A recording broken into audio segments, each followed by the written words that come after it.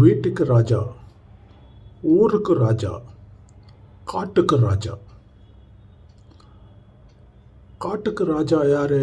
சிங்கம். ஏன் சிங்கம் காட்டுக்கு ராஜா ஆச்சு?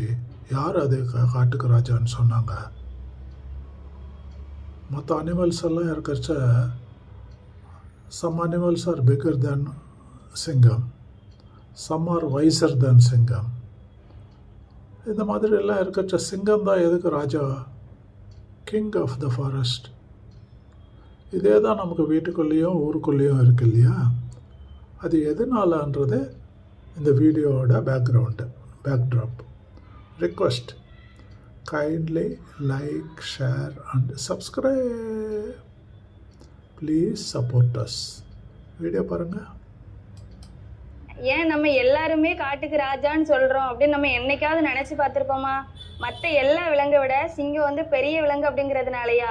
இல்ல, சிங்கத்தை விட பெரிய விலங்கு யானை. அப்போ சிங்கம் வேகமாக ஓடுற விலங்கு அதனாலயா அப்படின்னா இல்ல, சிங்கத்தை விட வேகமானது சிறுத்தை. அப்போ சிங்கம் சாதுரியமான விலங்கு அப்படிங்கிறதுனாலயா? அதுவும் இல்லை. ஏன்னா சிங்கத்தை விட சாதுரியமானது நரி. அப்போ எந்த அடிப்படையில நம்ம காட்டுக்கு ராஜா சிங்கம் அப்படின்னு நம்ம சொல்றோம்? சிங்கம் வந்து அது நடந்து வரும்போது அதோட பார்வையிலேயே மற்ற விலங்கு பயங்காட்டுதுன்னா அதோட மனநிலை, அந்த மனநிலை தான் சிங்கத்தை காட்டுக்கு ராஜாவா வச்சிருக்கு. அது போலதான் நம்ம யாருன்னு மத்தவங்க முடிவு செய்யறதும் நம்மளோட மனநிலை. அதான் காரணம். இந்த வீடியோ உங்களுக்கு என்ன காரணம் தெரியுமா? ஒரு ஆள், ஒரு அனிமல், ஒரு ராஜான்னு சொல்றதுக்கு amongst all other living beings, the video will serve that purpose.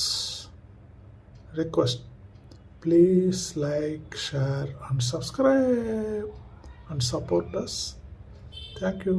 God bless you all. Good night. Bye.